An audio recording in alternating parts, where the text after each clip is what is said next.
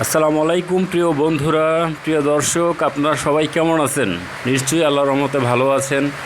তো আজকে আমি যে ভিডিওটা আপনাদেরকে দেখাবো, আপনারা যে ভিডিওটা দেখবেন এটা আসলে একটা সতর্কমূলক ভিডিও। আপনারা যারা রেন্টে কার গাড়ি চালান বা অ্যাম্বুলেন্স চালান বা যারা বাস চালান বা ট্রাক চালান, তাদের উদ্দেশ্যে আজকের এই ভিডিও।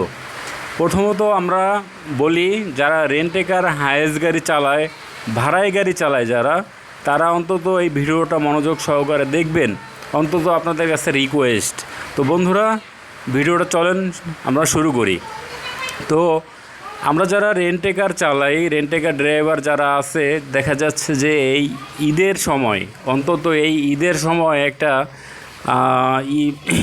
লেগে যায় যে যাত্রী নামাই দিলাম, নামাই দিয়ে আইসা আর একটা ট্রিপ মারতে হবে, আবার আর একটা ট্রিপ মারতে হবে, মানে এরকম একটা প্রেশারের ভিতরে থাকতে হয়।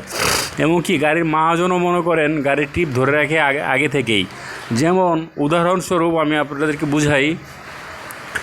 আমি প্রথমে ধরেন একটা ট্রিপ নিয়ে গেলাম সকালবেলা এখান থেকে চট্টগ্রাম থেকে আমি আবার ফিরে আসতে আসতে মহাজন গাড়ির যে মালিক, সে আর একটা ট্রিপ ধরে রাখলো। সেই চিটাগাং থেকে এসে আবার মনে করেন যে রংপুর চলে গেলাম। তো রংপুর থেকে এসে আবার সেই মনে করেন আবার ট্রিপ মালিক ধরে রাখছে, আবার সেই যে কোনো জেলায় যেতে হয়। তো এখন বন্ধুরা, কথা হচ্ছে যে এই যে পরিশ্রম, এত কষ্ট, রাত জেগে গাড়ি চালানো, সারাদিন গাড়ি চালানো, এগুলো আসলে একটা কষ্টদায়ক হয়ে যায়। তো গাড়ির মালিক বা গাড়ির মহাজন যারা আছেন, তারা আসলে যদি আমার এই ভিডিওটা আপনাদের চোখে পড়ে, অন্তত আপনারা একটু ড্রাইভারকে ছাড় দিবেন। যেমন একটা ট্রিপ মেরে আসলো, একটু রেস্ট দিবেন, তাকে রেস্ট দেওয়ার পর আর একটা ট্রিপে পাঠাবেন। আর আপনারা যারা গাড়ি চালান, তারা অবশ্যই আপনারা টাকার পিছনে ছুটবেন না। যেমন টাকার পিছনে ছুটলে দেখা গেল যে ট্রিপ মারলেই তো টাকা, একটা ট্রিপ মারলে 500-1000 টাকা আপনি খোরাকি পাবেন, 500-1000 টাকা কমিশন, 500-1000 টাকা আপনি বকশিস পাবেন। সেই আশায় বা সেই লোভে আপনি দিন রাত 24 ঘন্টা আপনি গাড়ি চালাবেন।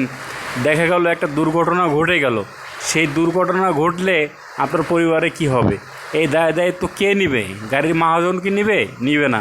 কারণ গাড়ির মহাজন তার গাড়ি অবশ্যই সে ঠিকঠাক করে থানা থেকে সারিয়ে আনবে, গাড়ি ঠিকঠাক করবে, গাড়ি মেরামত করবে। কিন্তু আপনার যে যানটা চলে যাবে, আপনার পরিবারের অবস্থা কি হবে? তাই আমি আপনাদেরকে অনুরোধ করছি, আপনারা এই অন্তত ঈদের সময় দুর্ঘটনা কিন্তু বেশি ঘটে।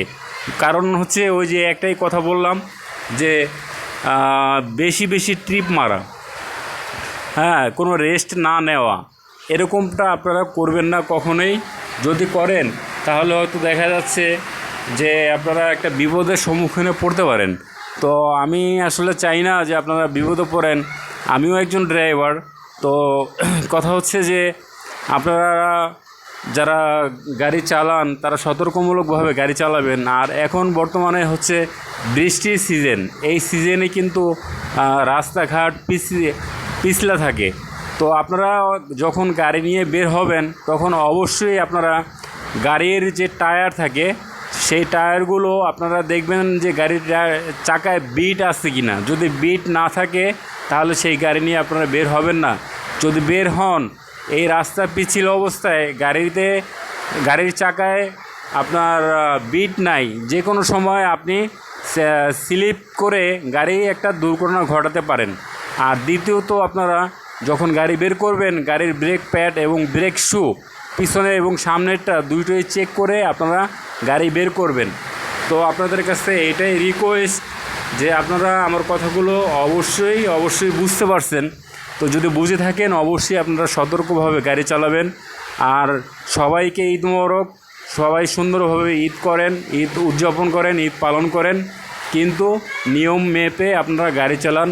তাড়াহুড়ো করবেন না কখনো, তাড়াহুড়ো করলে জীবনটাই চলে যেতে পারে। তো বন্ধুরা, এই ছিল আজকের আমার পরামর্শমূলক ভিডিও আপনাদের প্রতি। এখন কি মানেন না মানেন সেটা আমি জানি না।